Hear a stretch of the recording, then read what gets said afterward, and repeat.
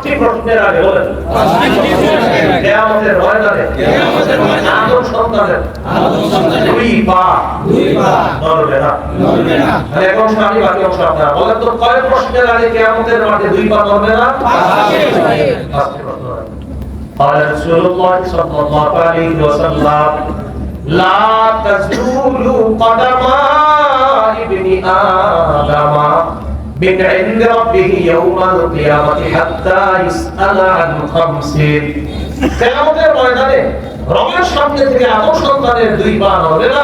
একটু মাথায় এলেন, একটু চিন্তায় এলেন যে রবের সামনে আমি দাঁড়িয়ে আছি আর 5 প্রশ্ন আমাকে বলা হবে, উত্তর না দেওয়ার আগে আমি 5 প্রশ্নের আগে আমার দুই পা নড়বে না। এগুলো মাঝে মাঝে চিন্তায় আনবেন, চিন্তা করবেন। এক নাম্বার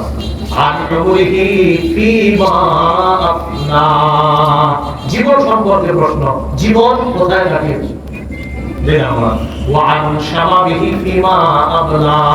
যৌবন সম্পর্কে, যৌবন কোথায় বিনাশ করেছে?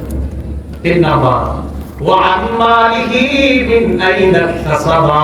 সম্পদ সম্পর্কে প্রশ্ন করা হবে, সম্পদ কোথা থেকে কামাই করছে? 4 নাম্বার সম্পদ কোথায় ব্যয় করেছে? 3 নাম্বার কোত্থেকে আয়, 4 নাম্বার কোথায় ব্যয়। 5 নাম্বার যা জেনেছে জানাও যে আমল করেছে কিনা। এই 5 প্রশ্নের উত্তর না দেওয়ার আগে, 5 প্রশ্ন করার আগে আদম সন্তানের দুই পা নড়বে না। 1 নাম্বার জীবন, 2 নাম্বার যৌবন। 1 নাম্বার জীবন, 2 নাম্বার যৌবন। এরপরে আমার জীবন যৌবনের পুরোটা সময় পাই হিসাব আল্লাহর কাছে। আল্লাহ আমাদের সকলকে সুস্থতার সময় কাজে লাগানোর তৌফিক দান করেন। আমিন। তাহলে আমরা 5টি জীবন আছে, মনে আছে? ভুলে গেছি। শৈশবকাল, যৌবনকাল, বার্ধক্যকাল, পুরো সব মিলে আমাদের জীবনটা হবে সুস্থতার জীবন আছে। আবার সময়গুলো পুরোটা জীবনের প্রত্যেকটা অংশই গুরুত্বপূর্ণ দামি। বিশেষ করে বালের পর আমার প্রতিটা মুহূর্ত কিন্তু আমাকে কঠিনভাবে চলতে হবে, বুঝে শুনে চলতে হবে। একটু যদি দিন সেদিন না হয়, কেন? কারণ কিয়ামতের ময়দানে আমাকে প্রশ্নের মুখোমুখি হতে হবে। আল্লাহ আমাদের সকলকে সময়গুলো কাজে লাগানোর তৌফিক দান করুন। আমিন। রাসূলুল্লাহ সাল্লাল্লাহু আলাইহি ওয়াসাল্লাম এক হাদিসের মধ্যে বলেন কিয়ামতের আগে সময় একদম নিকটবর্তী হয়ে যাবে। আমরা যে সময়টা আছি, সময় দেখবেন বরকত পাইতেছি না আমরা। জুমা আজকে শুরু হলো, এই দেখবেন হঠাৎ আবার শুরু হয়ে যাবে। সময় কেমন যেন বরকত হচ্ছে না। এটা তিরমিজিতে আছে। তিরমিজি বর্ণনা 2332 নম্বর হাদিস। এই হাদিসের মধ্যে আছে قال رسول الله صلى الله عليه وسلم لا تقوم الساعة حتى يتقارب الزمان حتى تكون السنة كالشهر والشهر كالجمعة وتكون الجمعة كاليوم ويكون اليوم كالساعة وتكون الساعة كالضربة في النار رسول الله صلى الله عليه وسلم لا تقوم الساعة حتى يتقارب الزمان সময় পরস্পর নিকটবর্তী হওয়ার পর্যন্ত কিয়ামত সংঘটিত হবে না। কিয়ামতের আগে সময়ের বরকত চলে যাবে। হাত্তা তাকুনা সানাতু কাশাহরি, বছর হবে মাসের মতো। ওয়াশাহরু কালজুমআ, মাস হবে সপ্তাহের মতো। ওয়া তাকুনু জুমআতু কাল-ইয়াওম, 7 দিন হবে একদিনের মতো, সপ্তাহ হবে একদিনের মতো। ওয়া ইয়াকুনু ইয়াওমু কাস-সাআ, একদিন হবে এক ঘন্টার মতো। ওয়া তাকুনু সাআতু কাদ-দাররাতি ফিন-নার, ঘন্টা হবে অগ্নিস্ফুলিঙ্গের মতো। আগুনের উপরে একটা অগ্নিস্ফুলিঙ্গ হঠাৎ করে যায়, আমার নিচে নামে যেমন দ্রুত, ওই ঘন্টা এত দ্রুত চলে যায়। এখন আপনারা একটু চিন্তা করে দেখেন, রমজান মাস কিছুদিন আগে কাটিয়েছে, এই আমাদের একটা ঘটনা আপনাদের বলা হবে আগামীকাল থেকে তার শুরু সময় আমরা এখন একটা সময় আছে। এই জন্য দেখেন এই সময় খুব গুরুত্ব সহকারে কাটানো, আমাদের প্রতিটা মুহূর্ত সঠিকভাবে কাটাইতে পারি আল্লাহ তৌফিক দান করুন। প্রত্যেকটা মুহূর্ত যাচ্ছে, আমার বয়স বাড়তেছে, আমার আমল নামা বাড়লো কিনা এটা চিন্তা করেন। এই নীতি বর্ণনা 2329 নম্বর হাদিস। قال رسول الله صلى الله عليه وسلم রাসূলুল্লাহ সাল্লাল্লাহু আলাইহি সাল্লামের প্রশ্ন করা হলো আইয়ুন নাসি খায়রুন ইয়া রাসূলুল্লাহ, হুজুর কোন মানুষটা সবচেয়ে উত্তম? নবীজি বললেন মান তালা উমরুহু ওয়া হাসুনা আমালু, যার বয়স বাড়ছে আমল সুন্দর হয়েছে এই মানুষটা সবচেয়ে উত্তম। নবী বললেন জিজ্ঞাসা করলেন আইয়ুন নাসি খায়রুন, হুজুর কোন মানুষটা সবচেয়ে উত্তম? নবী বললেন মান তালা উমরুহু ওয়া হাসুনা আমালু, যার বয়স বাড়ছে আমল সুন্দর হয়েছে এই মানুষটা সবচেয়ে উত্তম। সুবহানাল্লাহ। এবার প্রশ্ন করা হয় আইয়ুন নাসি শাররুন ইয়া রাসূলুল্লাহ, হুজুর কোন মানুষটা সবচেয়ে খারাপ সবচেয়ে নিকৃষ্ট? নবী বললেন মান তালা উমরুহু ওয়া সাআ আমালু, যার বয়স বাড়ছে আমল খারাপ হয়েছে। বয়স বাড়ছে আমল খারাপ, টাকা চাঁদা কেউ কারো নামাজ পড়তে না তাহলে জাম যাও তুমি কারণ নামাজ চলে নাও আসো যাও। আপনার বয়স তো 60-70 হয়ে গেছে, আসেন না, তুমি বেশি বুঝো নামাজে আসেন, নামাজে আসেন।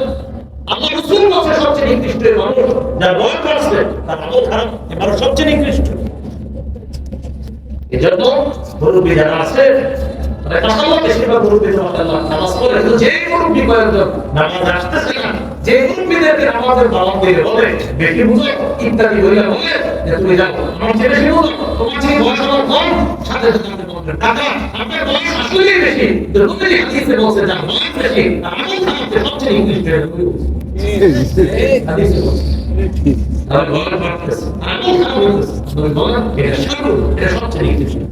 আল্লাহ আমাদের জীবনের প্রত্যেকটা মুহূর্ত কাজে লাগানো তৌফিক দান করুন। বলছিলাম শৈশব কাল, যৌবন কাল, বার্ধক্য কাল, এটা হলো জীবন। আল্লাহ বলছেন এইভাবে কোন হায়াতুদ দুনিয়া ইল্লা মাতাউল গুরুর, এই পার্থিব জীবন ভোগার একটা জায়গা ছাড়া আর কিছু না। তাহলে এবার আমার সাথে বলেন প্রকৃত জীবন, আখিরাতের জীবন, প্রকৃত জীবন, জীবন সহিহ বুখারী 6413 নম্বর হাদিস। এই হাদিসের বর্ণনা قال رسول الله صلى الله عليه وسلم اللهم لا عيش إلا عيش الآخرة فأصلح الأنصار والمهاجرة।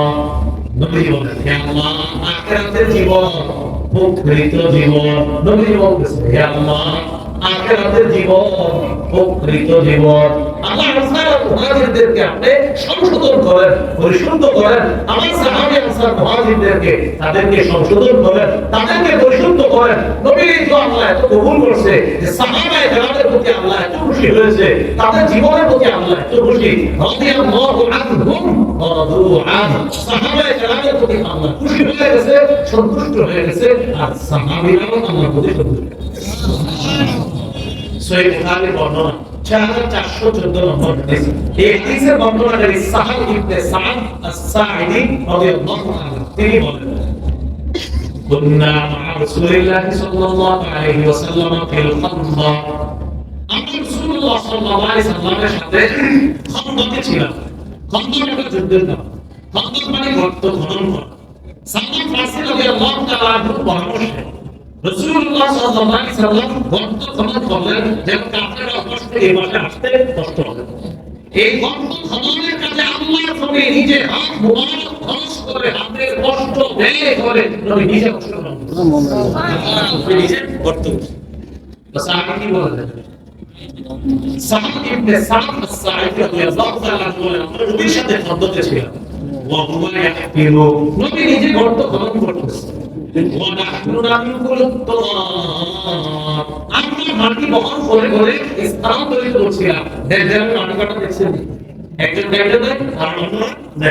নবীজি কাটতেছে, আমরা মাটি বহন করতেছি, আমরা অন্যরা কাটতেছে। বলার বিষয় যে নবীজিও কাটতেছে, এটা হলো আশ্চর্যের বিষয়। সুবহানাল্লাহ।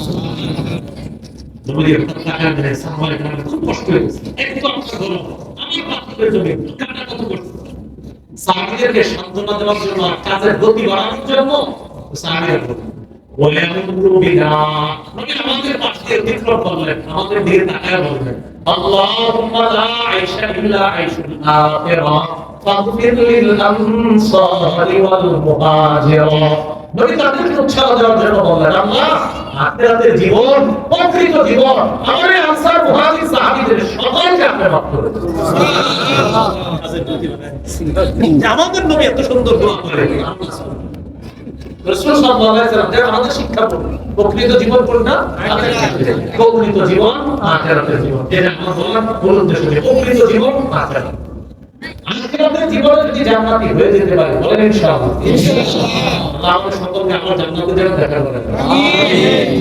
সহিহ বুখারী 6415 নম্বর হাদিস। এই হাদিসের বর্ণনাকারীও সাহাবী ইবনে সা'দ রাদিয়াল্লাহু তাআলা তিনি বলেন قال رسول الله صلى الله عليه وسلم موضع الصوت في الجنة خير من الدنيا وما فيها জান্নাতে চাবুক রাখার জায়গা, জান্নাতে চাবুক পরিমাণ জায়গা, একটা চাবুক রাখলে যতটুকু জায়গা রাখবে এই জান্নাতের চাবুক পরিমাণ জায়গা পুরো দুনিয়াতে যা কিছু আছে এর চেয়ে উত্তম।